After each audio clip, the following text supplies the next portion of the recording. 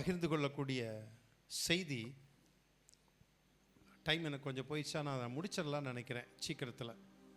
ஏன்னா செய்தி இன்னைக்கு கொஞ்சம் வித்தியாசமாக ஷார்ட்டாக எடுத்திருக்கேன். மார்க் எழுதின சுவிசேஷம் 4ஆம் அதிகாரம் 35ஆம் வசனத்திலிருந்து 41ஆம் வசனம் வரைக்கும் வாசிக்க கேட்போமா? தங்கச்சி அந்த மைக் எடுத்துக்கோமா, நல்லா கவனிங்க. மார்க் எழுதின சுவிசேஷம் 4ஆம் அதிகாரம் 35லிருந்து 41 முடிய வாசிக்க கேட்போம். அன்று சாயங்காலத்தில் வாசிங்க. அவர் அவர்களை நோக்கி, அக்கரைக்கு போவோம் வாருங்கள் என்றார். அவர்கள் ஜனங்களை அனுப்பிவிட்டு அவர் படவில் இருந்தபடி அவரை கொண்டு போனார்கள். வேறே படவுகளும் அவரோட கூட இருந்தது. அப்பொழுது பலத்த சுழல் காற்று உண்டாகி படவு நிரம்பத்தக்கதாக அலைகள் அதன் மேல் மோதிற்று. கப்பலின் பின்னணியில் அவர் தலையினை வைத்து நித்திரையாய் இருந்தார். அவர்கள் அவரை எழுப்பி, போதகரே, நாங்கள் மடிந்து போகிறது உமக்கு கவலை இல்லையா என்றார்கள். அவர் எழுந்து காற்றை அதட்டி கடலை பார்த்து, இறையாதே, அமைதலாயிரு என்றார். அப்பொழுது காற்று நின்று போய் மிகுந்த அமைதல் உண்டாயிற்று. அவர் அவர்களை நோக்கி, ஏன் இப்படி பயப்பட்டீர்கள்? ஏன் உங்களுக்கு விசுவாசம் இல்லாமல் போயிற்று என்றார். அவர்கள் மிகவும் பயந்து, இவர் யாரோ, காற்றும் கடலும் இவருக்கு கீழ்ப்படுகிறதே என்று ஒருவர் சொல்லிக் கொண்டார்கள். இவர் யாரோ, காற்றும் கடலும் இவருக்கு கீழ்ப்படுகிறது, இவர் யாரோ அப்படின்னு சொல்லி முடிவதை பார்க்கிறோம். இது மத்தேயு எழுதின சுவிசேஷத்தில் 8ஆம் அதிகாரத்தில் இருக்கிறது. லூக்கா எழுதின சுவிசேஷம் 8ஆம் அதிகாரத்தில் இருக்கிறது. மார்க் எழுதின சுவிசேஷம் 4ஆம் அதிகாரத்தில் இருக்கிறது. நான் மத்தேயிலிருந்து ஒரு சில வசனத்தை சொல்லுவேன், லூக்காவிலிருந்து ஒரு சில வசனத்தை சொல்லுவேன். ஆனால் பிரசங்கத்திற்காக மார்க் எழுதின சுவிசேஷத்தை நான் எடுத்துக்கொண்டேன். ஏன் எடுத்துக்கொண்டேன்? மார்க் எழுதின சுவிசேஷம் தான் முதலில் எழுதப்பட்டது. நல்லா கவனிங்க. மத்தேயும் லூக்காவும் சில தகவல்களை வெளியிலிருந்து எடுக்கிறார். எங்கிருந்துன்னா குலே அப்படிங்கிறதுலேருந்து தகவல்களை எடுக்கிறார். மார்க்கு அந்த குலே அப்படிங்கிறதுலேருந்து தகவல்களை எடுக்கலை. மார்க்கு அப்போ மார்க்குக்கு எங்கிருந்து தகவல் கிடைக்கிறது? மார்க்கு பேதுரு சொல்வதை அப்படியே கேட்டு, ஆண்டவராக இயேசு கிறிஸ்துவோடு பேதுரு இருந்தான் அல்லவா, ஆகவே பேதுரு கண்டதை, பார்த்ததை, அனுபவித்ததை மார்க்குவுக்கு சொல்ல பேதுருவிடத்தில் கேட்ட இன்ஃபர்மேஷனை, குலே அந்த இன்ஃபர்மேஷன் அல்ல, பேதுருவிடத்தில் கேட்ட அந்த இன்ஃபர்மேஷனை பதிவு செய்கிறார் மார்க்கு. மற்ற மத்தேயு லூக்காவில் வசனங்கள் சற்று குறைவாக இருக்கும். இதில் கிட்டத்தட்ட 7 வசனங்கள் இருக்கிறது. புரிகிறதா? அதனால தான் இந்த மார்க் சுவிசேஷத்தை நான் எடுக்கிறேன். முதலில் எழுதப்பட்ட சுவிசேஷம் மார்க்கு சுவிசேஷம். மார்க்கு 12 சீடர்களில் ஒருவன் அல்ல, லூக்காவும் 12 சீடர்களில் ஒருவன் அல்ல, மத்தேயும் யோவான் தான் 12 சீஷர்களில் ஒருவன். ஆனால் மார்க்கு சுவிசேஷம் மிக சிறப்பான ஒரு சுவிசேஷம். ஏன்னா பேதுருவிடத்தில் இன்ஃபர்மேஷன் பெற்றிருக்கிறார். இப்போ இந்த பகுதியை நீங்கள் வாசித்து நான் பிரசங்கிக்கும் பொழுது நீங்கள் புரிந்து கொள்வீர்கள். சரிதானா? ஓகே, இப்போ நம்ம வருவோம். இப்போ மார்க்கு எழுதின சுவிசேஷம் 4ஆம் அதிகாரத்தில் 35ஆம் வசனத்தில் நம்ம வாசிக்க கேட்டோம். அன்று சாயங்காலத்தில் அவர் அவர்களை நோக்கி, அக்கரைக்கு போவோம் வாருங்கள் என்றார். இப்போ ஒரு பிரயாணப்பட்டு போகிறார்கள்.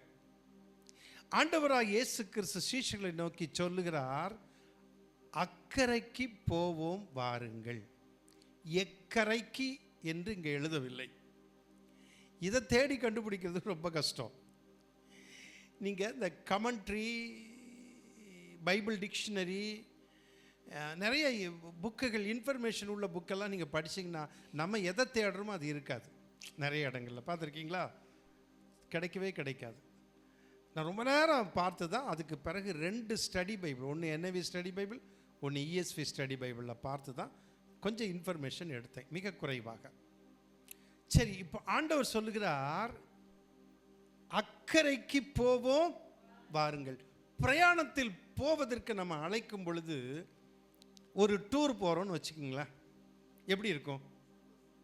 சந்தோஷமாக இருக்கும், ஜாலியாக இருக்கும். இருக்குமா இருக்காதா? நீங்கள் சோகமாக இருக்கீங்க.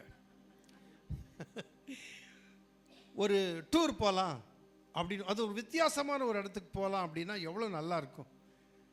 எனக்கு எந்த பிரயாணம் பிடிக்கும் தெரியுங்களா? தண்ணியில் போட்டில் போகிறது எனக்கு ரொம்ப பிடிக்கும். ஆனால் கொஞ்சம் பயமாக இருக்கும், விழுந்துடக்கூடாதுன்னு, அது ஒன்று இருக்கும். பட் எனக்கு அது போகிறது பிடிக்கும். அந்தமானில் போகும் பொழுது ரொம்ப தூரம், ஒரு தீவுலேருந்து இன்னொரு தீவுக்கு போனோம், 2 இடத்துக்கு போனோம். ரொம்ப சந்தோஷமாக நான் போனேன். உள்ளே உட்கார, வெளியே போய் நின்றுக்கிட்டேன். நான் மட்டும்தான் நின்னேன், பசமாக வந்திருந்தாங்க. ஸோ எல்லாருக்கும் ஒரு பிரயாணம் என்பது சந்தோஷமாக இருக்குது. இருக்குமா இருக்காதா? சிலருக்கு இல்லாதது போல பார்க்கிறார்கள். சரி, இருக்கும். அதுவும் படகுல தண்ணியில் போகும்போது ரொம்ப சந்தோஷம். சின்ன பிள்ளைங்களாம் தண்ணி எப்படி அள்ளி அள்ளி போட்டுகிட்டே போவாங்க, பார்த்துருக்கீங்களா? அள்ளி அள்ளி போட்டு போய் அப்படி தண்ணி அள்ளி போட்டு போவாங்க, இப்படி தொட்டு விளையாடுவாங்க. இதெல்லாம் பிள்ளைகளுடைய ஒரு விருப்பம். பெரியவங்களுக்கே ஆசையாக இருக்கும், வயசான 80 வயசுக்காரங்களுக்கும் ஆசையாக இருக்கும். இப்போ இயேசு கிறிஸ்து சீஷர்களை அழைக்கிறார். என்ன? அன்று சாயங்காலத்தில் அவர் அவர்களை நோக்கி அக்கறைக்கு போவோம் வாருங்கள். எங்கே போகணும்? அந்த அக்கறைங்கிறது தான் எனக்கு ரொம்ப அக்கறையாக இருந்துச்சு. ஏன்னா அது என்னங்கிறது கண்டுபிடிக்கணும்னு. நான் கொஞ்சம் பிரசங்கம் பண்ணும்போது நான் அப்படி கொஞ்சம் சும்மா இருக்க மாட்டேன், ஏதாவது ஒன்று ஆராய்ச்சி பண்ணுவேன். இது அப்படியே பிரசங்கம் பண்ணிடுவாங்க, எனக்கு அது அப்படி பிடிக்காது. இந்த அக்கறை என்னன்னு கொஞ்சம் கொஞ்சம் அக்கறையாக தேடுனேன். கவனிங்க, நான் அதை உங்களுக்கு நான் சொல்கிறேன், இங்கிலீஷில் வாசிக்கிறேன். Let us cross over the other side அப்படின்னு என்கேஜேவியில் சொல்லப்பட்டிருக்கு. இன்னொன்று, let us go over to the other side, அதாவது அக்கறை, வேறு பக்கம். கவனிங்க, எங்கேருந்து எங்கேயா? To the other side Jesus left the territory of the Galilee. கலிலேயாவில் இருந்து எங்கே போகிறாரு?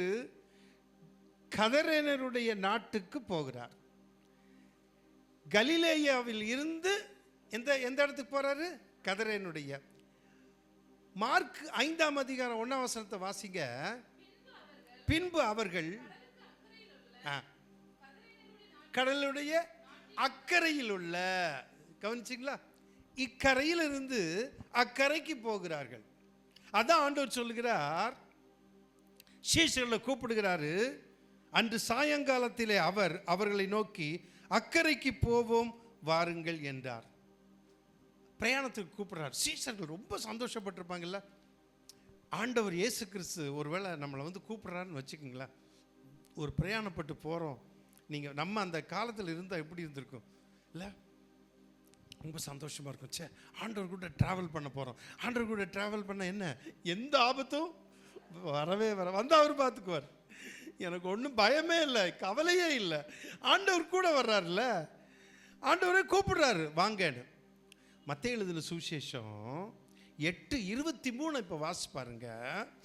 மத்தேயு 8:23. அவர் படவில் ஏறின போது, யாரு? கர்த்தராகிய இயேசு கிறிஸ்து படவில் ஏறின உடனே அவருடைய சீஷர்கள் அவருக்கு பின் சென்று ஏறினார்கள். இங்க மத்தேயு தான் அப்படி குறிப்பிடுகிறார். எப்படி? இயேசு கிறிஸ்து படகுல ஏறிட்டார் முதல்ல, சீஷர்கள் அவருக்கு பின் சென்று ஏறினார்கள் அப்படின்னு சொல்லப்பட்டிருக்கு. இப்ப படகுல ஏறிட்டாங்க, இப்ப பிரயாணப்பட்டு போகுது. ஆமென், பிரைஸ் தி லார்ட். போட்டில் போகும்போது அப்படியே அந்த அந்த படகு கொஞ்சம் பெரிய தண்ணியாக இருந்து அப்படின்னா அந்த அந்த போட்டு அல்லது சின்ன கப்பல் இப்படி இப்படி போகும், இப்படி இப்படி போகும் இல்லை, பார்த்துருக்கீங்களா? அது ரொம்ப ஜாலியாக இருக்கும், ரொம்ப ஜாலியாக இருக்குது. இவங்க சாயங்காலம் ட்ராவல் பண்ணி போகிறாங்க. இப்போ போயிட்டு இருக்க நேராக நேராக நேராக நேராக ஒரு காரியம் நடக்குது. 37 வசனம், மார்க் 4:36 வாசிங்க. 37. அப்பொழுது பலத்த சுழல் காற்று உண்டாகி. இப்போ என்னாச்சு? எங்க சந்தோஷமா தானே போனாங்க, நம்மளும் சந்தோஷமா தான் போறோம். ஆனால் போகும் பொழுது ஒரு ஆபத்து வந்தால் எப்படி இருக்கும்? அலறிடுவோம், பயந்துருவோம். ஒன்றுமில்லை, நம்ம நேராக வண்டியை ஓட்டிட்டு போனால் நம்ம மேலே இடிக்கிற மாதிரி வருவாங்க. நம்ம லெஃப்டில் போவோம், அவன் ரைட்டில் வந்து நம்மளை முறைச்சி பார்த்துட்டு போவான். அதுதான் நம்ம India. India is the great India. அதான் கவனிங்க. பார்த்து போக தெரியாதுன்னு சொல்லி சாமி கேட்பான். சரி தம்பி, இனிமேல் நான் கொஞ்சம் பார்த்துக்கிறேன், கொஞ்சம் கவனிக்கலை அப்படிமே. நம்ம எப்படி போகிறோம்? லெஃப்டில் போவோம். அப்படி நான் என்ன சொல்லுவேன், ஆமாம் நீங்கள் சரியாக தான் வந்தீங்க, நான் தான் கொஞ்சம் இதாக வந்துட்டேன். இப்போ அப்படி இருக்குது உலகம். விபத்துகள் எப்போ வருது? ஆபத்து எப்படி வருது? தண்ணீர்லேயும் வருது, ஆகாய விமானத்தில் போகும் பொழுதும் போய் சேர்ற வரைக்கும் உறுதி இல்லை. இல்லை அப்படி தானே? பஸ்ஸுலையும் அப்படித்தான், ட்ரெயின்லையும் அப்படித்தான், எல்லாத்துலேயும். ரொம்ப அழகாக பிரயாணம் பண்ணி போனாங்க, சந்தோஷமாக போனாங்க. என்ன வந்துச்சான்? சுழல் காற்று வந்துச்சான். என்ன வந்துச்சு? சுழல் காற்று வந்துச்சு. கவனிங்க, ஒரு இடத்துல சொல்லப்பட்டிருக்கிறது, அதான் 37 வாசிச்சோம். அப்பொழுது பலத்த சுழல் காற்று உண்டாகி படவு நிரம்பத்தக்கதாக அலைகள் அதன் மேல் மோதிற்று. எதன் மேல் மோதிற்று? படகுல மோதுது. அது எப்படிப்பட்ட சுழல் காற்றா? பலத்த சுழல் காற்று மோதிட்டான். ஏங்க அந்த இடத்துல சுழல் காற்று அப்படி வந்துச்சு அப்படின்னா, ஸ்டடி பைபிளில் சின்ன துணுக்கா ஒரு கமெண்ட்ரியில் போட்டிருக்கோம். என்ன அப்படின்னா, the sea of Galilee is 696 feet below sea level. அதாவது 696 மைல் ஆழம். அது 696 மைல் ஆழம். அந்த குறிப்பிட்ட இடத்துல அடிக்கடி சுழல் காற்று, புயல் காற்று வருவது வருமா? ஏன் வந்துச்சுன்னு தெரியணும்ல. எங்க ஆக்சுவலாக அது கலிலேயா என்ன தெரியுங்களா? பெரிய கடல் இல்லைங்க, ஏரின்னு தான் சொல்லப்பட்டிருக்கு. அதே மாதிரி இஸ்ரேல் நாட்டில் பார்த்தீங்கன்னா பெரிய மலைன்னு சொல்லும்போது சும்மா அப்படி கொஞ்சம் அப்படி இருந்தாலே அது மலை தான், ஒரு மேடே மலை தான். அது அப்படி தான் சொல்லுவாங்க. அங்கே போய் பார்த்தவங்க சொல்கிறாங்க, பாஸ்டர் அப்படி இல்லை பாஸ்டர், சும்மா சாதாரண மலை தான், நம்ம மேலே ஏறி போகலாம், சில தான் ஏறி போக முடியாது. இப்போ இந்த சுழல் காற்று அதனுடைய ஆழம் எவ்வளவா? 696 feet பிலோ சி லெவல். சரி, இப்போ சுழல் காற்று படகுல என்ன வந்துச்சான்? மோதியதான். அப்படின்னா எப்படி? சாதாரண சுழல் காற்றுல பலத்த சுழல் காற்று மோதியது. நம்முடைய வாழ்க்கையிலையும் சில வேளைகளில் நம்ம வாழ்க்கை படகுலையும் பலத்த சுழல் காற்று மோதுது. இல்லை சாதாரண வருது, மோதுது, கஷ்டமாக தான் இருக்குது. இப்போ இயேசு கிறிஸ்து எங்கே இருக்கிறாரு? அங்கே தான் இருக்கிறார், படகுல தான் இருக்கிறார். சீஷர்கள் இயேசுவோடு தான் டிராவல் பண்ணுறாங்க. அது ஒரு சின்ன வித்தியாசம். சீஷர்களோடு இயேசு கிறிஸ்து இருந்தாலும் அவருடைய சூழ்நிலை வேற, இவங்களுடைய சூழ்நிலை வேற. அது நம்ம பார்க்க போகிறோம். சரி, இப்படிப்பட்ட இந்த ஆழத்தில் என்ன நடந்துச்சு? பலத்த சுழல் காற்று உண்டாகி, மத்தேயு 8:24 சொல்லுகிறது பாருங்க, உண்டாகி படவு நிரம்பத்தக்கதாக அலைகள் அதின் மேல்.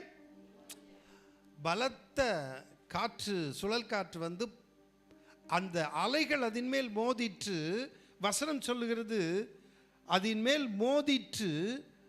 அது எப்படியா சுழல் காற்று உண்டாக்கி படவு நிரம்பத்தக்கதாக, படவுக்குள்ள தண்ணி நிரம்பத்தக்கதாக சுழல் காற்று மோதியது.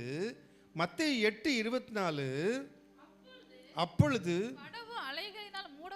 படவு அலைகளினால் மூடப்படத்தக்கதாய் கடலில் பெருங்காற்று உண்டாயிற்று.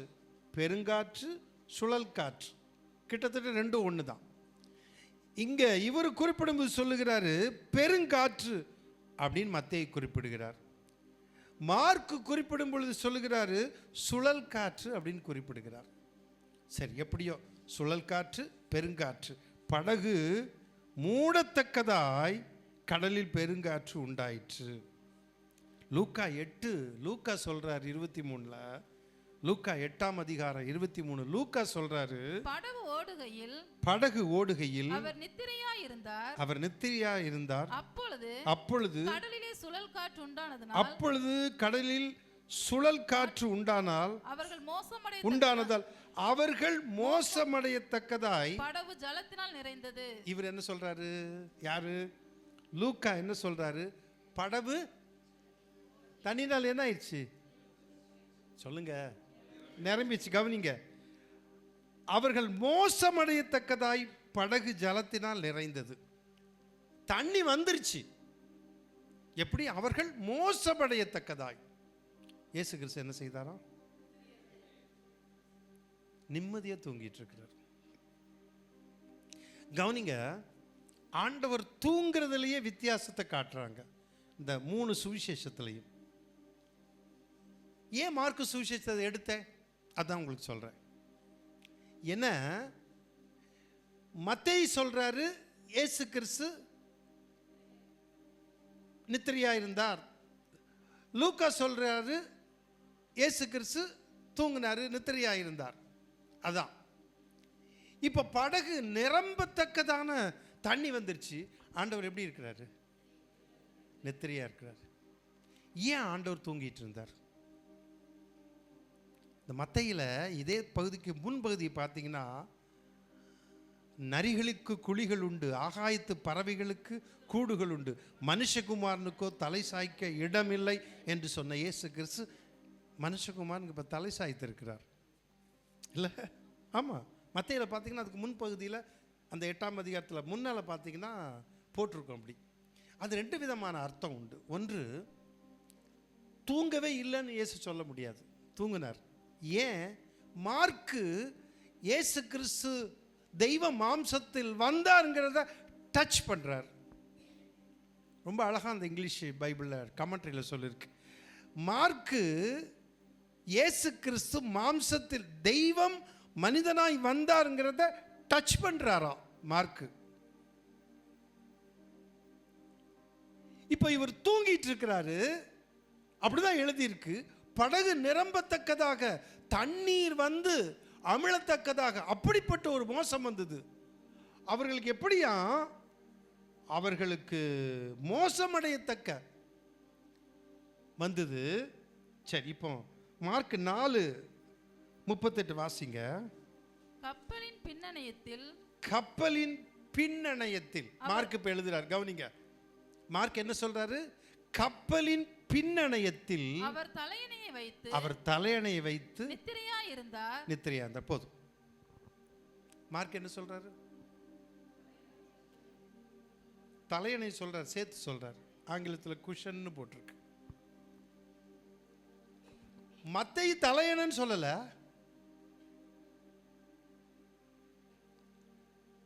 லூக்கா தலையணை சொல்லல, அவர் நித்திரையா இருந்தார்.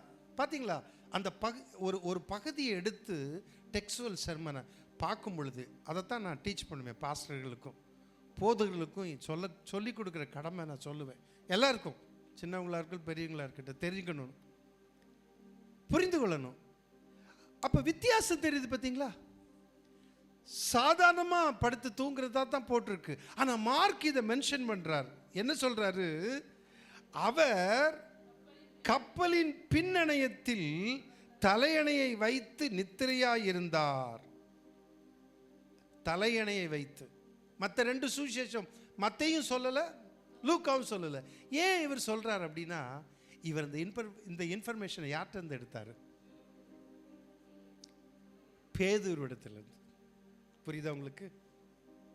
பேதுரு மார்க் கிட்ட சொல்றாரு, எப்பா நாங்கள் டிராவல் பண்ணும்போது ஆண்டவராய் இயேசு கிறிஸ்து கப்பலின் பின்னணையத்தில் பின்பகுதியிலே தூங்கினார்.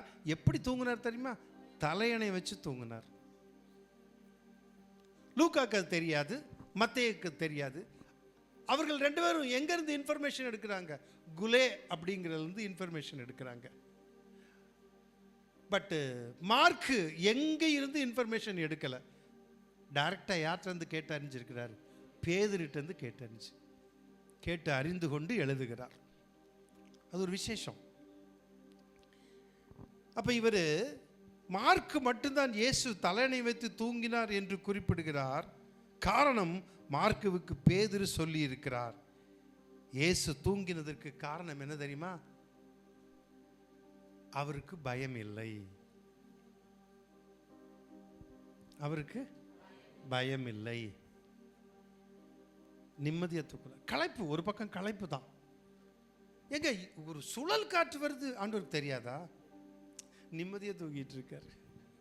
நமக்கு சில பிரச்சனை வரும்போது தூக்கம் வராது, பார்த்துருக்கீங்களா? எனக்கு பாதி தூக்கம் முழிச்ச பிறகு திடீர்னு ஆண்டு விழாவை நினச்சி சங்கடப்பட்டேன். உங்களுக்கு தெரியாது. ஏன் பாஸ் எதுக்கு சங்கடப்பட்டீங்களாம் கேட்காதீங்க. சங்கடப்பட்டேன் தூக்கத்தில். ஒரு சின்ன கஷ்டம் வந்ததுன்னா ஏதோ ஒரு மனசில் நமக்கு யார், உங்களுக்கும் அப்படி தான் இல்லை? குடும்பத்தில் ஏதாவது பிரச்சனை வந்ததுன்னா தூக்கம் வருமா? ஏதாவது ஒரு போராட்டம், ஒரு கஷ்டம் அல்லது ஒரு பண பிரச்சனை, தூக்கம் வருமா?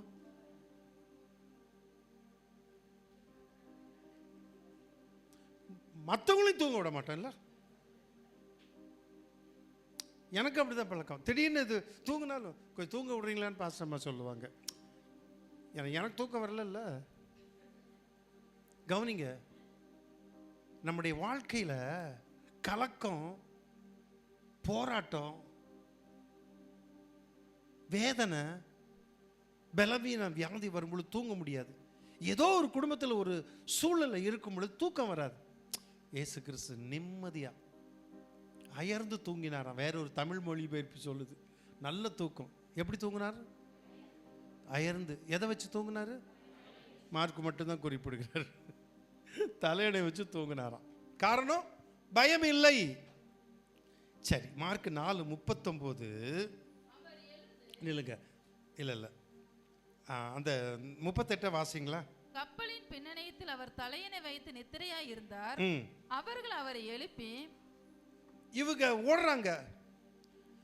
இயேசு கிறிஸ்துக்கு எவ்வளவு இருக்கும் இல்ல? அவர் பாட்டுக்கு தூங்குறாரு, நம்ம அங்க பதறிட்டு இருக்கோம். ஏங்க, ஆபத்து வந்தா யாருக்கும் தான் வரும். எல்லாத்துக்கும் இயேசுவுக்கு வரும் இல்ல? வருமா வராதா? எங்களுக்கு அதை பத்தி கவலை இல்லை, நாங்க தப்பிக்கணும். அது என்னவோ தெரியாதுங்க, அதை பத்தி எல்லாம் எங்களுக்கு கவலை இல்லை, நாங்க தப்பிக்கணும். இப்ப இயேசுவை எழுப்புறாங்க.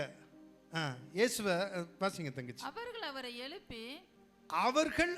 எழுப்பி போதகரே நாங்கள் மடிந்து போகிறது உமக்கு கவலை இல்லையா என்றார்கள். நாங்கள் மடிந்து போகிறது உங்களுக்கு கவலை இல்லையா? ஒரு மொழிபெயர்ப்பு சொல்லுது நாங்க செத்து போறது, வேற ஒரு மொழிபெயர்ப்பு நாங்க செத்து போறது உங்களுக்கு.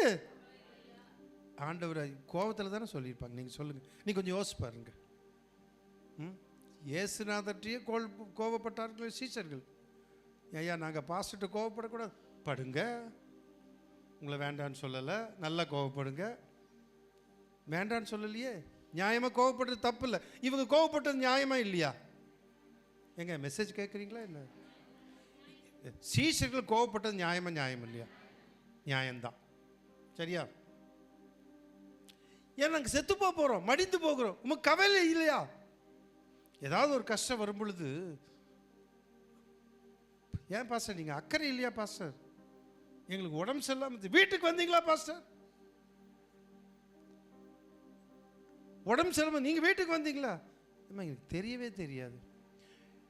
ஏங்க, எங்க சொந்தக்காரர் இருக்கு. அப்படி ஒரு சொந்தக்காரர் இருக்கிறானே எனக்கு தெரியலீங்களே, எனக்கு எப்படிங்க? நான் என்னங்க, எங்க கொஞ்சம் விவரமாக தான் சொல்லுங்களேன். தெரியாது, ஆனால் கோவப்படும், நியாயமான கோபம் வரலையேன்னு. இப்போ இயேசுநாதரை போய் எழுப்புறாங்க. போதகரே, நல்லா கவனிங்க, இந்த வார்த்தைக்கு கவனிக்கணும். என்னன்னு எழுப்புறாங்க? போதகரேன்னு எழுப்புறாங்க. போதகரே, நாங்கள் மடிந்து போகிறோம், நாங்கள் செத்து போறோம், உமக்கு கவலை இல்லையா? கவலை இல்லையா? வாசிங்க அடுத்தது. அவர் எழுந்து, இப்ப ஆண்டவர் என்ன செய்யறாரு? தூக்கத்துல இருந்து எந்திரிச்சிருக்காரு. தலையில நல்லா தலை வச்சு தூங்கிட்டு இருக்காரு. அவர் எழுந்து காற்றை அதட்டி முதல்ல ஆண்டவர் அப்படி எழுந்திருக்கும் பொழுதே அவரை பார்த்த உடனே காற்று கடல் எப்படி ஆச்சு? அப்படியே குறையுது. ஏன்னு பார்க்க போறோம். எழுந்தார். காற்று, கொந்தளித்த காற்று எழுந்தோன்னு அவர் என்ன செய்தாராம்? கவனிங்க, அவர் எழுந்து காற்றை அதட்டினார். ஆங்கிலத்தில்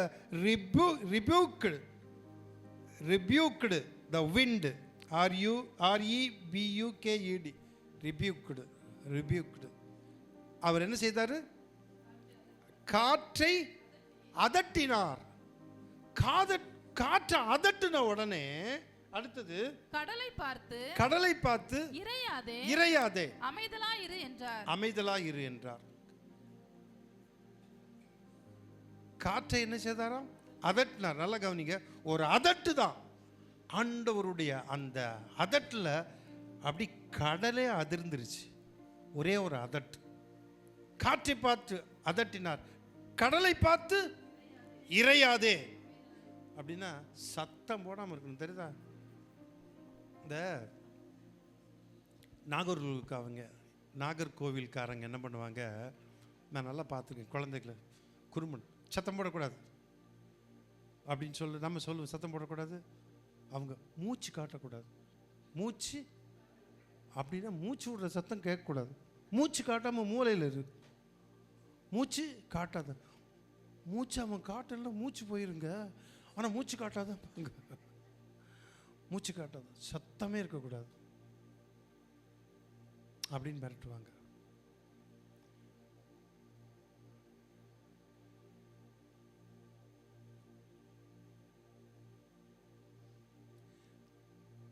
சிலர் உங்கள் இருதயத்தில் என்ன நினைக்கிறீங்கன்னா, பிரசங்கத்தை சரியாக கேட்கல. எனக்கு ஆண்டவர் சொல்கிறாரு, விருப்பம் இல்லாமல் கேட்குறீங்க. சரி ஏங்க, நான் ரியலாக சொல்கிறேங்க. கர்த்தர் வெளிப்படுத்தாமல் சொல்ல மாட்டேன், கர்த்தர் என்கிட்ட சொல்லாமல் சொல்ல மாட்டேன். தெரியுமா? ஒவ்வொரு வாரம் நான் பிரசங்கம் பண்ணும்போது தீர்க்க தரிசனம் சொல்கிறது இல்லை, தெரியுமா? என்னைக்கு ஆண்டவர் வெளிப்படுத்துகிறா அதுதான். உங்கள் மனசில் உள்ளதை நான் இப்போ சொல்லலை. யார் என்ன நினைக்கிறீங்கன்னு இப்போ எனக்கு தெரியும், சொல்லலை. அமைதியாக இருக்கேன். சரி, செய்திக்கு வரலாம். கவனிங்க, திரும்ப வாசிங்க. காற்றை என்ன செய்தாரா? அதட்டினாரு. கடலை பார்த்து இறையாதே அமைதலாயிரு என்றார். அப்பொழுது காற்று நின்று போய் மிகுந்த அமைதல் உண்டாயிற்று. போதகரே, அப்பொழுது காற்று நின்று மிகுந்த அமைதல் உண்டாயிற்று. அது பீஸ் பி ஸ்டில்னு போட்டிருக்கு. NIVல என்ன போட்டிருக்குன்னா குவைட் பி ஸ்டில். அப்படியே சமாதானம் ஆயிடுச்சான், அப்படியே அமைதல் ஆயிடுச்சான். அப்படியே ஸ்டில் வாட்டர்ல சொல்லுவாங்களே, ஸ்டில் வாட்டர். அப்படியே அந்த வாட்டர் அமர்ந்த தண்ணீர் லண்டைன்னு சொல்லி பைபிளில் வாசிக்கிற அப்படியே நின்றுச்சான். அப்படியே அசையலை. ஆண்டவருடைய ஒரு அதட்டுனாரு, இறையாத, சத்தம் போடாதன்னு சொன்ன உடனே நின்றுச்சான். அப்படியே சைலண்ட் ஆயிடுச்சு. காரணம் என்ன தெரியுமா? சங்கீதம் 65:7 வாசிங்க. சங்கீதம் 65:7. சங்கீதம் 65:7 பாருங்க. ஆண்டவர் சொன்ன உடனே சமுத்திரம் அப்படியே அமைதலாயிடுச்சு. அலையெல்லாம் இல்லாம அமைதலாயிடுச்சு. வசனம் சொல்லுகிறது சங்கீதம் 65:7 சமுத்திரங்களின் மும்முரத்தையும் அவைகளுடைய அலைகளின் இரைச்சல்களையும் ஜனங்களின் அமளியையும் அமர்த்துகிறார்.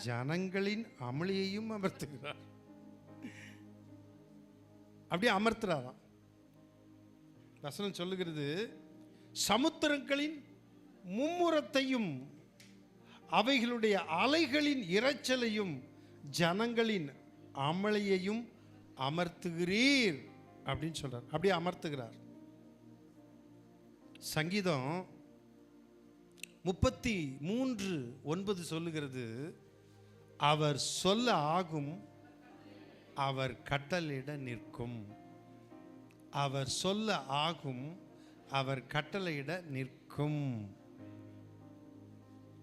அப்படி ஸ்டில் வாட்டர் ஆயிடுச்சு, நின்றுச்சு.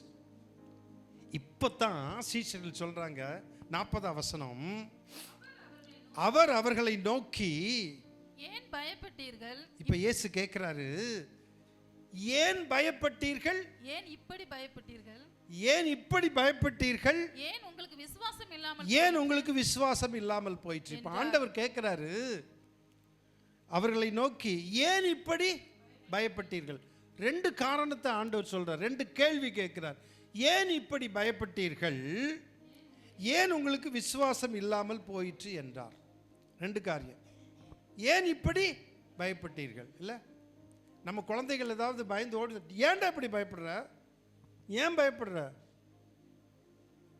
நம்ம பிள்ளைக்கு சோறு ஊட்டும் போதே என்ன செய்கிறோம், பயமுறுத்தி தான் சாப்பாடு கொடுக்குறோம். இப்போ அப்படி இல்லை, இப்போ பிரச்சனை இல்லை, செல்ஃபோன் கொடுத்துட்றோம். பிறந்த குழந்தைங்க 4 மாதம் 5 மாதம் குழந்தை கையில் செல்லை கொடுத்துட்டு அம்மா ஒரு செல்லு பார்த்துட்டு இருப்பாங்க. அது இப்போ உள்ளது. வாழ்க்கையில் முன்னேற்றம், உயர்த்தப்பட்டிருக்காங்க, முன்னேற்ற பாதையில் போய் கொண்டிருக்கிறார்கள். அதனால குழந்தை கையிலையும் 6 மாதம் குழந்தை கையிலையும் செல்லு, அம்மா கையிலையும் செல்லு, ஒருவேளை மூத்த பையன் அவன் கையிலையும் செல்லு, அப்பா இருந்தால் அப்பா கையிலையும் செல்லு, ஒருவேளை ஒர்க் பண்ணிட்டு இருந்த வேலைக்காரங்க யாராக இருந்தால் அவங்க கையிலையும் செல்லு. ஆக செல்லை வச்சுட்டே இப்போ சமையல். தெரியாமல் முட்டைக்கோசப்படுறதுக்கு போது செல்லையும் தூக்கி உள்ள போட்டுடலாம் மறந்து, அது வேற. இப்போ எல்லாமே அப்படி போயிடுச்சு. ஆனால் அந்த காலத்தில் பயப்பட்டு, நான் சொன்னேன் பார்த்தீங்களா, நிலா நிலா ஓடிவா நில்லாமல் ஓடிவா, மலை மேலே ஏறிவா மல்லிகைப்பூ கொண்டு வரணுமா. அந்த குழந்தை எதிர்பார்த்துச்சு. இன்னைக்கு நிலாவை கையில் வச்சிருக்குது. நிலா நிலா ஓடிவான்னு சொல்ல வேண்டாம், வந்துருச்சே, கையில் தான் இருக்குது நிலா. அப்படி ஆயிடுச்சு. நம்ம ஏன்டா பயப்படுறா? குழந்தைக்கு சாப்பாடு ஊட்டும், டேய் பூச்சாண்டி வந்திருக்காங்க, பாஸ்ட் வரும்பொழுது பூச்சாண்டி வர்றாரு பத்தியா, யாரா குழந்தை சாப்பிட்டு பூச்சாண்டி வர்றாரு. இவருக்கு தெரியாது, பக்கத்தில் வந்து ஸ்தோத்திரம் மாஸ்டர், குழந்தை இது அம்மாவையும் பார்க்கும் அவரையும் பார்க்கும், பூச்சாண்டின்னு சொன்னாங்களே ஸ்தோத்திரம் மாஸ்டர். அப்படி ஆயிடுச்சு உலகம். பூச்சாண்டி பூச்சாண்டின்னு சொல்லி நம்ம பயங்காட்டுறோம், பேயின்னு சொல்லி பயங்காட்டுறோம்.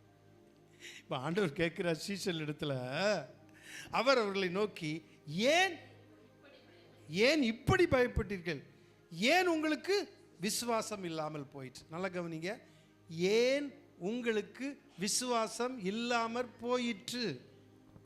லூக்கா 8:25, லூக்கா 8:25, அவர் அவர்களை நோக்கி உங்கள் விசுவாசம் எங்கே என்றார். இப்ப கேட்கிறார், உங்கள் விசுவாசம் எங்கே? ஏன் உங்களுக்கு விசுவாசம் இல்லாமற் போயிற்று. லூக்கா சொல்றார், உங்கள் விசுவாசம் எங்கே? ஏன் இப்படி பயப்பட்டீர்கள்? உங்கள் விசுவாசம் எங்கே? மத்தேயு சொல்றார் 8:26, அதற்கு அவர் அற்ப விசுவாசி லிட்டில் ஃபெய்த். அப்போ விசுவாசம் எங்கே? ஏன் விசுவாசம் இல்லாமற் போயிற்று? ஏன் அற்ப விசுவாசம், கொஞ்சம் விசுவாசம்? இது மூணும் ஒன்று தான். ஒவ்வொருத்தரும் ஒவ்வொரு மாதிரி பதிவு பண்ணுறாங்க. ஆனால் மார்க் என்ன சொல்றாரு? ஏன் உங்களுக்கு விசுவாசம் இல்லாமல் போயிற்று, ஏன் பயப்பட்டீர்கள்? 41 வசனம், அவர்கள் மிகவும் பயந்து. இப்போ ஆண்டவர் கேட்டது என்ன? அலையை பார்த்து, கடல் கொந்தளிப்பை பார்த்து, காற்றை பார்த்து பயப்பட்டீங்க. ஏன் இப்படி பயப்பட்டீர்கள்? ஏன் உங்களுக்கு விசுவாசம் இல்லாமல் போயிட்டுன்னு கேட்டு ஆண்டவர் கேட்ட உடனே இங்க பைபிள் வசனம் என்ன சொல்லுது? அவர்கள் மிகவும் பயந்து, முந்தி பயந்ததை காட்டில் இப்போ மிகவும் பயந்தார்களாம். ஏன் மிகவும் பயந்தார்கள்?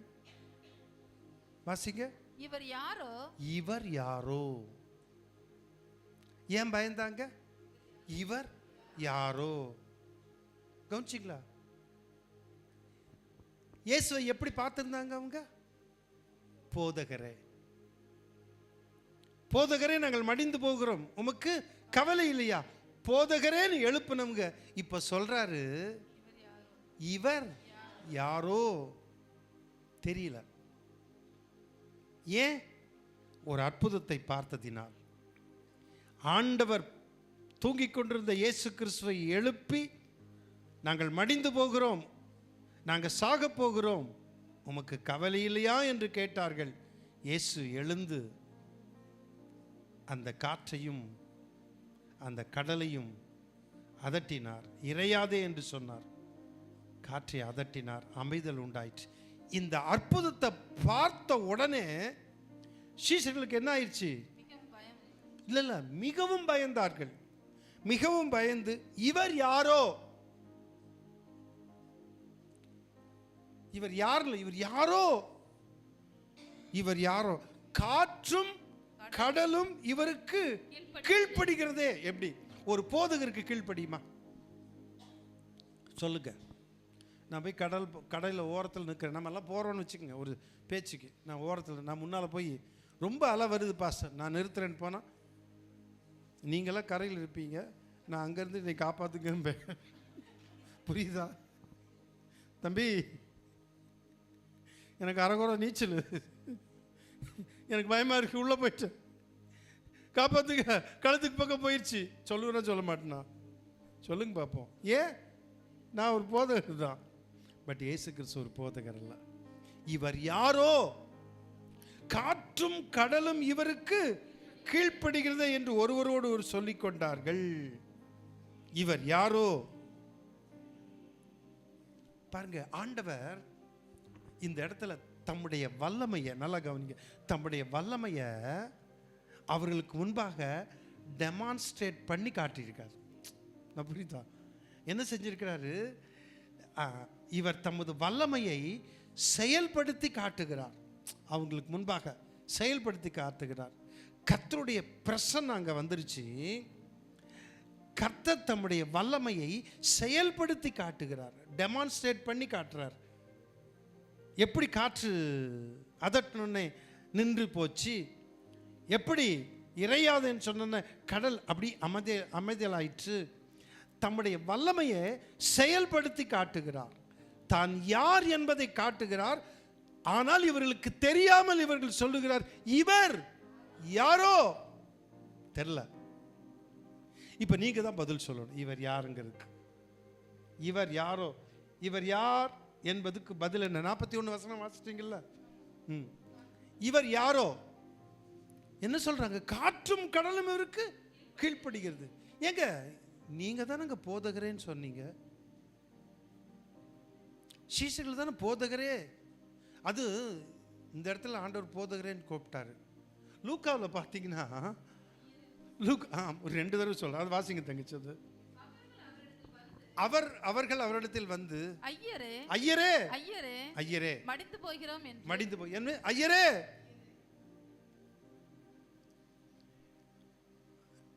இந்த ஐயர்களை எல்லாரும் சொல்ல திட்டுவாங்க பார்த்தீங்களா? ஐயர்னா பொதுவா மற்ற இடத்துல கிறிஸ்துவ அறியாதவர்கள் ஐயர் வச்சிருப்பாங்க. நமக்கும் ஐயர்னு சொல்லிட்டு போயிட்டாங்க. அந்த காலத்தில் ஐயர்னு பேர் வச்சுட்டாங்க. இப்போ நீங்கள் என்ன யாரும் ஐயர்னு கூப்பிடுவீங்களா? இனிமேல் ஐயர்னு கூப்பிடுங்க, சரியா? சிஎஸ்சில் பார்த்தீங்கன்னா, நான் ஒரு நாள் போயிருக்கேன் ஒரு டெத்து வீட்டு. என்னங்க எப்போ இது இன்னும் ஐயர் வரலைங்க. அப்புறம் கொஞ்ச நாள் கழிச்சு என்னங்க ஆச்சு? இல்லைங்க, சின்ன ஐயர் வர்றார். பெரிய சின்ன ஐயர். ஏங்க, அவர் பாதி பட்டம் வாங்கியிருக்காருங்க. ஐயர்னு பேர் வச்சுருக்காங்க. இப்போ ஆண்டவருக்கு என்ன வச்சுருக்காங்க? ஆண்டவருக்கு வச்ச பேர் தான் அவங்க ஐ வச்சுருக்காங்க. தப்புன்னு சொல்ல முடியுமா? யாராவது தப்புன்னு சொல்கிறீங்களா? ஐயர்னு வச்சு தப்பா? தப்பு இல்லை. நீங்கள் ஐயர்னு சொல்லலாம், தப்பு இல்லை. சரி, அப்போ ஆண்டவர் என்னன்னு எழுப்பினாரு? ஐயரே ஐயரே. ஆங்கிலத்தில் மாஸ்டர் மாஸ்டர். சரி, ஐயரே. இப்போ இயேசுவை ஐயரேன்னு எழுப்புனாங்க, இயேசுவை போதகரேன்னு எழுப்புனாங்க. இப்போ இதே சீசர்கள் சொல்றாங்க, இவர் ஐயர் இல்லை. இவர் யார் இல்லை? என்னம்மா? ஆண்டவரே எழுப்புறாங்க. மத்தையில் ஆண்டவர் எழுப்புறாங்க. தங்கச்சி ஞாபகப்படுத்துறாங்க. ஆண்டவரே மாஸ்டர். ஆண்டவர்னா மாஸ்டர், ஆண்டவர்னா மாஸ்டர். இப்போ ஆண்டவரே ஐயரே போதகரேன்னு எழுப்புனவங்க இப்போ என்னாச்சு? இவர் ஏங்க, நீ தாங்க ஐயர்னு சொன்னீங்க, தெரியாது ஐயர் யாரு. நீங்கள் தாங்க போதகர்னு சொன்னீங்க, தெரியாது இவர் யாரோ. நீங்கள் தாங்க ஆண்டவர், தெரியாது இவர் யாரோ. அப்போ இவர் யாரோங்கிற கேள்விக்குறிக்கு, அந்த கேள்விக்கு கீழே நம்ம பதில் எழுதணும். இவர் யார்? இவர் மாம்சத்தில் வெளிப்பட்ட தேவன். ஆமேன். அவங்க கேட்ட கேள்வி இவர் யாரோ. நாங்க சொல்றோம் இப்போ இவர் யார். அப்புறம் பேதுரு தெரிஞ்சுக்கிட்டாரு இவர் யார். இவர் ஜீவனுள்ள தேவனுடைய குமாரனாகிய கிறிஸ்துன்னு அப்புறம் பேதுரு சொல்லுகிறதை பார்க்கிறோம். இங்கே இவர் யாரோ. இவர் யார்? ஜீவனுள்ள தேவனுடைய குமாரன். இவர் யார்? இவர் யாரோ? இல்லைங்க, வேற யாரும் இல்லை. யாவேன்னு ஒரு தேவன் இருந்தார்ல. இப்போ இவர் காற்றையும் கடலையும் அதட்டி அமர்த்திட்டார்ல. அந்த யாவே தேவன் என்ன செஞ்சார் தெரியுமா? கடலை ரெண்டா பிளந்தாரு. இஸ்ரவேல் ஜனங்கள் போனாங்க, அவர் தான் யாவே. இங்க யோர்தான ரெண்டா பிளந்து அப்படி குவியலா தண்ணி நின்னுச்சுங்க. ஆசாரியில் கால் வச்சோன்னே தண்ணி விலகி போச்சு. அவர் தான் யாவே தேவன்க. அற்புதங்களை செய்வது அவர் தான் யாவே தேவன். அந்த யாவே தேவன் தான் இப்போ மாம்சத்தில் யெஷுவான்னு வந்திருக்கார். எப்படி வந்திருக்காரு? யெஷுவான்னு வந்திருக்கார். இவர் யாரோ? இவர் யார்? இவர் தான் யாவே யெஷுவாவா வந்திருக்காரு. ஆமென். அதான் பதில், நம்முடைய பதில் அதுதான். Praise the Lord. அப்ப ஆண்டவர் தம்முடைய வல்லமையை இன்றைக்கும் நம்ம மத்தியிலே டெமான்ஸ்ட்ரேட் பண்ணி காட்டுறார். எவ்வளோ ஆழமாக இருக்கலாம், எவ்வளோ பிரச்சனையாக இருக்கலாம், எவ்வளோ போராட்டமாக இருக்கலாம், அது எத்தனை ப்ராப்ளமாக வந்தாலும் சரி, மோதி அடித்தாலும் சரி, நம்ம இவர் யாரோன்னு அற்புதம் செஞ்சோன்னு நம்ம கேட்டு போயிடும். அவர் யாரோ போயிட்டே இருக்கிறோம். இல்லை, இயேசு கிறிஸ்து தேவன், மாம்சத்தில் வெளிப்பட்ட தேவன் உங்களோடு என்னோடு கூட இருக்கிறார். ஆமென். நம்மோடு பிரயாணம் பண்ணுகிறார். நம்முடைய வாழ்க்கை படகிலே பிரயாணப்பட்டு வருகிறார். புயல் காற்று வருதா உங்களுக்கு? சுழல் காற்று வருதா? ஆழங்கள் வருதா? பயங்கரமான ஆழம் வருதா? கவலை இல்லை, இயேசு கூட இருக்கிறார். கர்த்தர் நம்மோடு கூட இருக்கார், அற்புதங்களை செய்வார். ஆமென். வழி நடத்துகிற அவர், உங்களுக்கு முன்பாய் செல்லுகிற தேவன் அவர். ஆனால் நமக்கு ஆண்டவர் அற்புதம் செய்யும் பொழுது நாம் பயந்து ஐயோ இவர் யாரோ என்று சொல்வதில்லை. இவரை அடையாளம் கண்டு கொண்டோம். இவர் மாம்சத்தில் வெளிப்பட்ட தேவன், என்னை மீட்கும்படி மாம்சத்தில் வந்த தேவன். இவர் இரட்சகர், இவர் இயேசு கிறிஸ்து. ஹல்லேலூயா, பிரைஸ் தி லார்ட். அப்போ இதிலிருந்து நம்ம என்ன அறிந்து கொள்ளுகிறோம் அப்படின்னா, இதிலிருந்து கற்றுக்கொள்வது, ஆண்டவர் கேட்குறாரு, ஏன் இப்படி பயப்படுறீங்க? இல்லை, ஆண்டவர் கேட்குறது என்ன? அவர் அவர்களை நோக்கி, ஏன் இப்படி பயப்பட்டீர்கள்? ஏன் உங்களுக்கு விசுவாசம் இல்லாமல் போயிற்று? ரெண்டு காரியத்தை இந்த இடத்துல நம்ம முக்கியமாக கற்றுக்கொள்ளுகிறோம். நம்ம பயப்படக்கூடாது. ரெண்டாவது, நமக்கு விசுவாசம் இல்லாமல் போகக்கூடாது. விசுவாசிக்க வேண்டும், பயப்படாமல் இருக்க வேண்டும். பைபிள் சொல்லுகிறது, பயப்படுகிறவர்களும் அவிசுவாசிகளும் எங்கே போவாங்களா? அக்கினி கடலுக்கு போவாங்க. பயப்படுகிறவர்களும், எதுக்கு எடுத்தாலும் பயம், பதட்டம் இல்லை, தொட்டதுக்கெல்லாம் பயம், தொட்டதுக்கெல்லாம் பயம், விசுவாசமே இல்லாமல் போயிடுது. ஏதோ வாழ்கிறோம், விசுவாசின்னு பேர், வீசு வாசி, வீசு வாசி. ஒரு பாஸ்டர் சொன்னார், விசுவாசி இல்லை விச ஊசியாக இருக்காங்கன்னு சொல்கிறாங்க. நான் அப்படியெல்லாம் சொல்லலை, அந்த மாதிரி வார்த்தையெல்லாம் நான் சொல்ல விரும்பலை. அது தவறான வார்த்தை, நான் அப்படி சொல்ல விரும்பலை, ஒரு நாளும் படிப்பலை. நமக்கு விசுவாசம் இல்லாமல் போகுது. உங்கள் விசுவாசம் எங்கே? ஆண்டவர் கேட்குறாரு. ஸோ விசுவாசம் நமக்கு வேணும். ஆண்டவர் அற்புதம் செய்கிறவர்.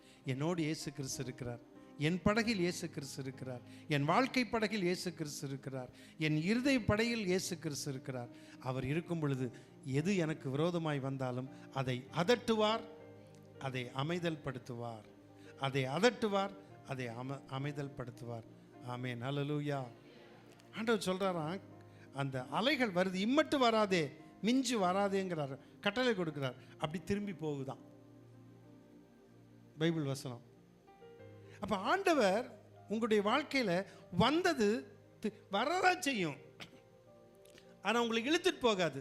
வரதான் செய்யும், உங்களை அமிழ்த்தாது, அமைதலாகும். அமிழ்த்தாது, அமைதலாகும். ஏன்? என்னோடு உங்களோடு இயேசு கிறிஸ்து இருக்கிறார். பயப்படாதீங்க, உங்கள் இருதயம் கலங்காதிருப்பதாக. பயப்படாதிருங்கள், கலங்காமல் இருங்க, விசுவாசமாயிருங்க. நான் உன்னை விட்டு விலகுவதும் இல்லை, உன்னை கைவிடுவதும் இல்லை. கர்த்தர் உங்களோடு கூட இருந்து அற்புதங்களை செய்கிறார். எல்லா கரங்களை தட்டி கர்த்தரை மகிமைப்படுத்துவோமா? ஆமென்.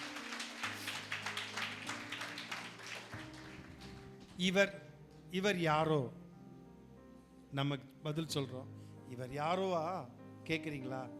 இவர் மாம்சத்தில் வெளிப்பட்ட தேவனுடைய குமாரன். ஆமென்.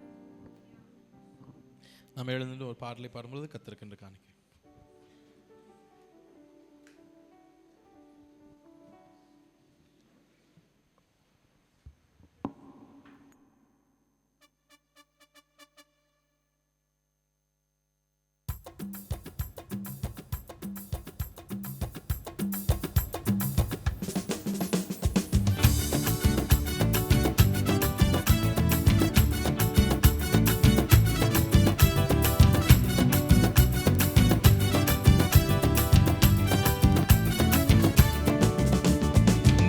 விசுவாசித்தாலே தேவ மகிமை காண்பாயே. நீ விசுவாசித்தாலே தேவ மகிமை காண்பாயே. பலப்படுத்தும் கிறிஸ்துவாலே பெரிய காரியம் செய்வாயே. ஓ, பலப்படுத்தும் கிறிஸ்துவாலே பெரிய காரியம் செய்வாரே. கூடாதது ஒன்றுமில்லையே, கூடாதது ஒன்றுமில்லையே, கூடாதது ஒன்றுமில்லையே, கூடாதது ஒன்றுமில்லையே. நம் தேவனால் கூடாதது கூடாதது ஒன்றுமில்லையே. நம் தேவனால் கூடாதது கூடாதது ஒன்றுமில்லையே. கடல் மேல் நடந்தாரே, கடும் புயல் அதட்டினாரே. கடல் மேல் நடந்தாரே, கடும் புயல் அதட்டினாரே. பாடை தொட்டாரே, வாலிபன் பிழைத்தானே. ஓ, பாடை தொட்டாரே, வாலிபன் கூடுமே, எல்லாம் கூடுமே, உம்மாலே எல்லாம் கூடும். கூடாதது ஒன்றுமில்ல, உம்மால் கூடாதது ஒன்றுமில்ல. கூடுமே, எல்லாம் கூடுமே, உம்மாலே எல்லாம் கூடும். கூடாதது ஒன்றுமில்ல. கடல் மீது நடந்தீரையா, கடும் புயல் அகற்றினீரே. கடல் மீது கடும் புயல் அகற்றினீரே. சாத்தானை ஒடுக்கினீரே, சர்வ வல்லவரே. சாத்தானை ஒடுக்கினீரே, சர்வ வல்லவரே. கூடுமே, எல்லாம் கூடுமே, உம்மாலே எல்லாம் கூடும். கூடாதது ஒன்றுமில்ல, உம்மால் கூடாதது ஒன்றுமில்ல. கூடுமே, கூடுமே, எல்லாம் கூடுமே, உம்மாலே எல்லாம் கூடும். கூடாது ஒன்றுமில்ல, உம்மால் கூடாதது ஒன்றுமில்ல. பரிசுத்தமுள்ள எங்கள் அன்பின் பிதாவே, இந்த ஆசீர்வதிக்கப்பட்ட நல்ல வேளைக்காக நன்றி செலுத்துகிறோம். ஆண்டவரே, தம்முடைய பிள்ளைகளுக்குள் ஒரு மனதை தாரும். ஆண்டவரை ஆராதிக்க வரும் பொழுது ஒரே மனதோடு கர்த்தர் என்னோடு தம்முடைய வார்த்தையை கொண்டு பேச வேண்டும் என்ற எண்ணத்தோடு சிந்தையோடு வர கர்த்தர் கிருபை செய்யும். சபை கர்த்தருடையது, எல்லா ஜனத்திற்கும் ஜெப வீடு எண்ணப்படுகிறது. ஆகவே தேவனுடைய வீட்டில் வந்து தேவனுடைய முகத்தை பார்த்து தரிசித்து கர்த்தருடைய பாதத்தில் அமர்ந்து கர்த்தருடைய ஆசீர்வாதத்தை பெற்று உம்முடைய பிள்ளைகள் புறப்பட்டு ஆசீர்வாதத்தோடு சமாதானத்தோடு போக வேண்டும். கிருபை செய்வீராக. ஒவ்வொருவர் மேலும் உம்முடைய கரம் நீட்டி நீ தொட்டு ஆசீர்வதிப்பீராக. உம்முடைய பிள்ளைகள் கொடுத்த காணிக்கைகளை கர்த்தர் அங்கீகரியும், ஆசீர்வதியும். இதற்குரிய பிரதிபலனை நிறைவாய் கொடுப்பீராக. உம்முடைய பிள்ளைகள் கொடுத்த தசமமாக காணிக்கைகள், பொருத்தனை காணிக்கைகள், ஸ்தோத்திர காணிக்கைகள் எல்லாவற்றுக்கும் நன்றி செலுத்துகிறோம். இதற்குரிய பிரதிபலனை தம்முடைய பிள்ளைகளுக்கு நிறைவாய் கொடுத்து நிறைவான ஆசீர்வாதத்தை தருவீராக. இப்பொழுது உம்முடைய பிள்ளைகள் சந்தோஷத்தோடு, சமாதானத்தோடு, ஒரு மன நிறைவோடு, ஆசீர்வாதத்தோடு தம்முடைய பிள்ளைகள் தங்களுடைய இல்லங்களுக்கு புறப்பட்டு போக கர்த்தர் கிருபை செய்வீராக. இயேசு கிறிஸ்துவின் நாமத்தில் ஜெபிக்கிறேன் அன்பின் பிதாவே, ஆமேன். என் ஆத்துமாவே கர்த்தரை ஸ்தோத்திரி, என் முழு உள்ளமே அவருடைய பரிசுத்த நாமத்தை ஸ்தோத்திரி. என் ஆத்துமாவே கர்த்தரை ஸ்தோத்திரி, அவர் செய்த சகல உபகாரங்களையும் பரவாது. ஆமேன். நம்முடைய கர்த்தராகிய இயேசு கிறிஸ்துவின் கிருபையும் பிதாவாகிய தேவனுடைய அன்பும் பரிசுத்த ஆவியானுடைய ஐக்கியமும் சிநேகமும் வழிநடத்தலும் பாதுகாப்பும் நம் அனைவரோடு கூட இன்றும் என்றும் சதா காலங்களிலும் கர்த்தருடைய வருகை மட்டும் நிலைத்திருப்பதாக. ஆமேன். கர்த்தருடைய வார்த்தையை கேட்கும்